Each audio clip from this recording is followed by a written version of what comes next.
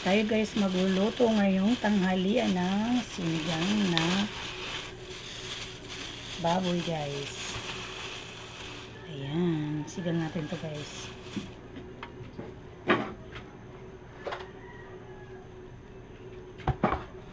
Ito pa guys, ang baboy. Yan po ang ulam natin for today's video guys. Ayan. At ito lalagyan ko natin ng sangkap, okra,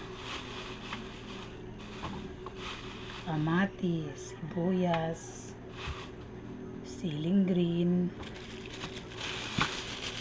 siyempre di mawala ang kangkong. Tapos naglalagay din ako ng sitaw guys. Siyempre, di mawawala din ang pinaka-the best na pangpalasa guys, sinigang. Yung iba guys, pag nagsisigang complete rekado talaga guys, meron silang nilagay na labanos. Ayan, labanos sila. Hindi ako guys, kumakain naman ng labanos. Kaso, yung mga kasama ko dito sa bahay ayaw kumain nun, kaya hindi na rin ako naglalagay. Dahil magluluto na guys, iwa-iwain ko muna guys tong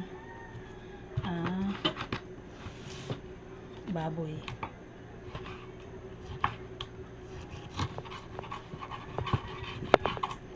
Purol na tong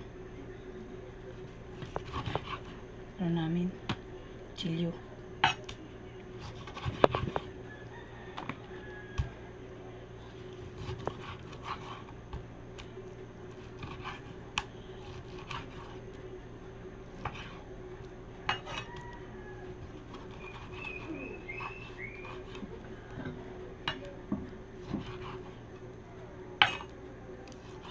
Iwain natin mga ganyan lang, slice niya guys. Hindi masyadong malalaki.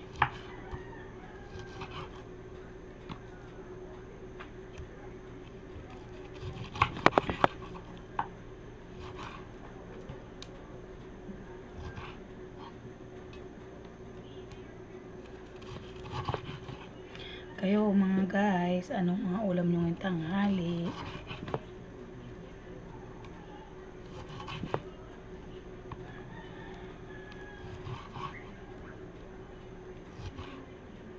Grabe ang presyo ngayon guys ng mga bilihin, ka-stress.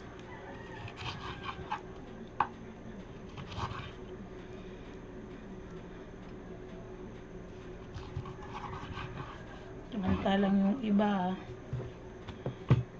ang sarap-sarap pag ng buhay, kahit hindi nila pinaghirapan yung pera, hindi nila napapansin ng mamamayang Pilipino. Sobrang hirap na talaga.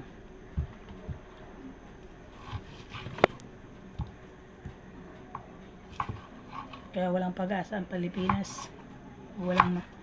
Pag walang matinong uupo bilang ama ng bayan.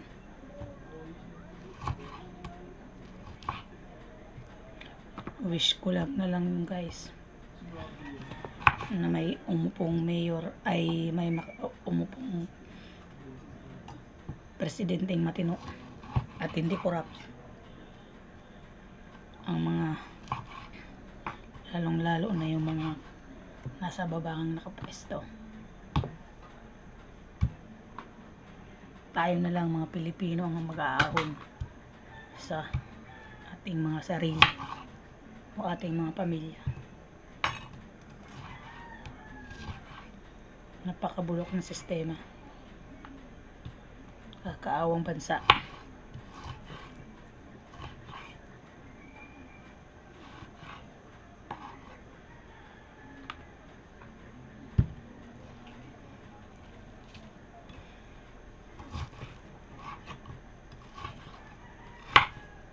Basta pinag-usapan ng pera talaga.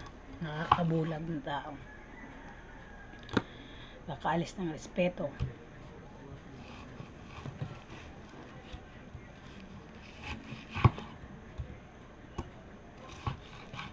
Pag wala kang pera, hindi ka kilala ng tao. Hindi ka igagalang, hindi ka irespeto.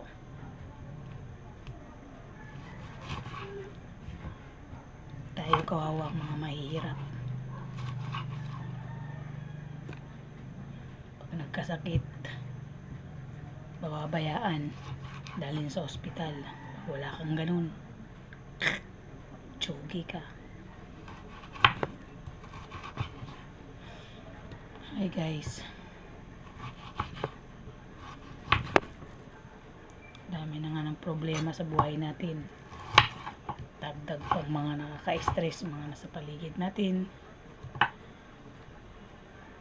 mga pamumunong hindi maayos. Kawawa ang mga Pilipino, nabulag na.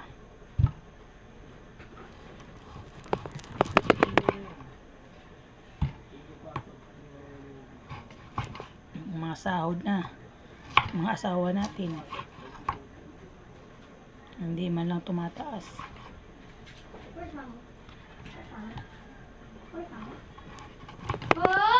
Yes.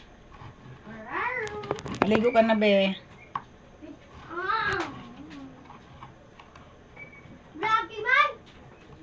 Ano yung anak ko, guys? Ang ingay. Amoy ng gigot. Hey guys, abangan nyo na lang yung luto ko ngayon. Sinigang na baboy. Favorite yan, guys, ng mga tao nila. Okay guys. Hey guys, abangan nyo na lang. Guys, nagpainit na ako ng kawali. Ilagay na ako mantika. Igisa na natin yung bawang at sibuyas.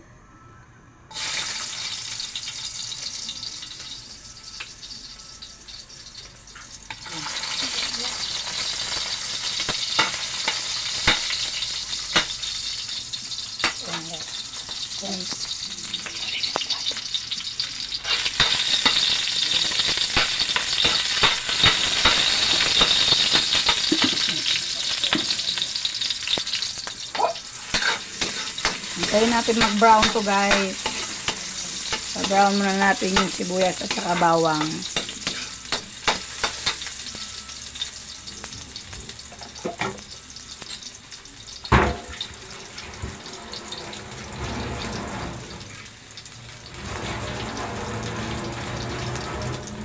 Guys, sundan natin yung baboy. Siyempre guys, sinugasan ko naman yan.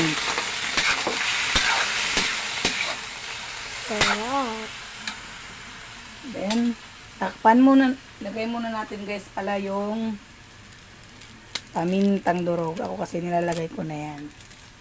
Ayan. Dalawa siyang pamintang durog, guys. Tayong mga Pilipino, iba-iba style sa pagluluto. Then, haluin natin muna, guys.